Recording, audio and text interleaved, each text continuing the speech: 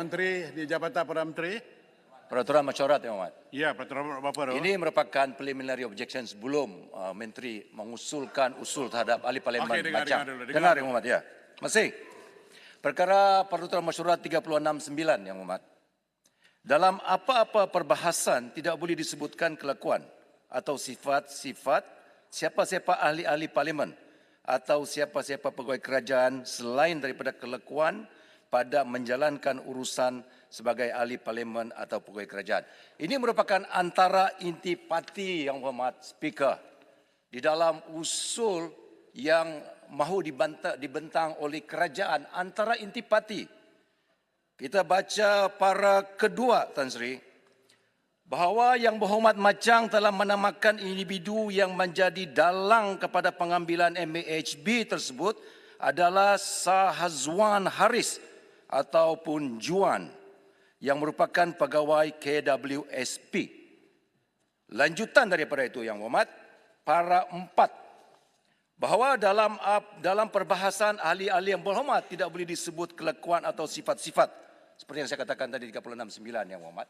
Ini merupakan antara intipati tuduhan dalam usul ini untuk menggantung ahli parlimen Macang serta-merta dalam untuk tempoh 6 bulan. Penting, Tan Sri.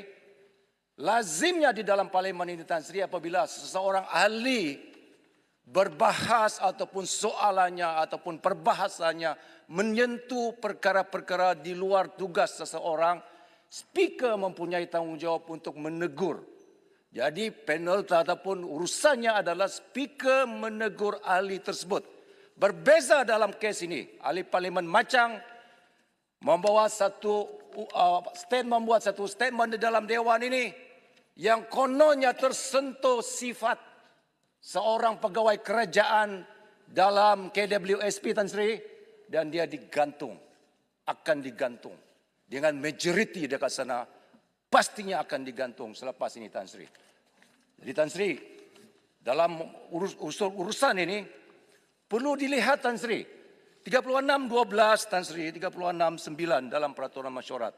Dia tidak define siapa pegawai kerajaan sebenarnya.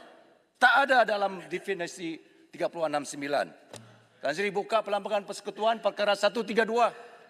Perlembagaan Persekutuan 132. Siapa dia pegawai kerajaan dalam perkara 132? For the purpose of this constitution, the public services are Tan Sri, dalam Perlembagaan Persekutuan, the armed forces, the judicial and legal services, the general public service of the Federation, the police force, the joint public services mentioned in Article 133, the public service of each state, and the education services. Satu penting bagi kita melihat tuduhan terhadap Macang ini. Pegawai KWSP sama ada termaktub di dalam 7 Suruhanjaya seperti yang didefinekan di dalam Perlembagaan Persekutuan. Itu intipati yang mesti Tan Sri lihat. Adakah EPF ataupun KWSP ini termaktub sebagai pegawai kerajaan? Kita lihat, EPF, KWSP ditubuhkan melalui Akta Kumpulan Wang Simpanan Pekerja, Tan Sri. Akta 452. Seksyen 3 Akta 452 penubuhan KWSP memberi kenyataan bahawa KWSP adalah satu statutory body, satu badan korporat, Tan Sri. Satu badan korporat. Satu badan korporat. Section 3 Akta 452. Baca, Tan Sri. Dia banyak sana. Establishment of the board. Semua meletakkan bahawa KWSP tidak termaktub di dalam definisi pegawai kerajaan di bawah Perlembagaan Persekutuan perkara 132. Sebab tu, Tan Sri, usul ini perlu Tan Sri tarik balik kerana defektif. Defektif, Tan Sri. Tan Sri, Kita ada 3 cabang kerajaan. Judiciary, Executive, apa lagi satu Tan Sri? Legislature. Kita legislature. You are the custodian of this. Kalau ada usul daripada eksekutif, Tan Sri mesti nilai teliti. Kalau defektif, tolak balik Tan Sri. Tan Sri mesti tengok Tan Sri adalah speaker yang adil. Apabila duduk sana Tan Sri,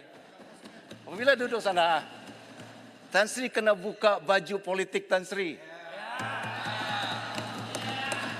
Semua tindakan dan usul mesti dilihat melalui peraturan masyarakat dan perlembagaan persekutuan. Tak boleh bulldoze Tan Sri.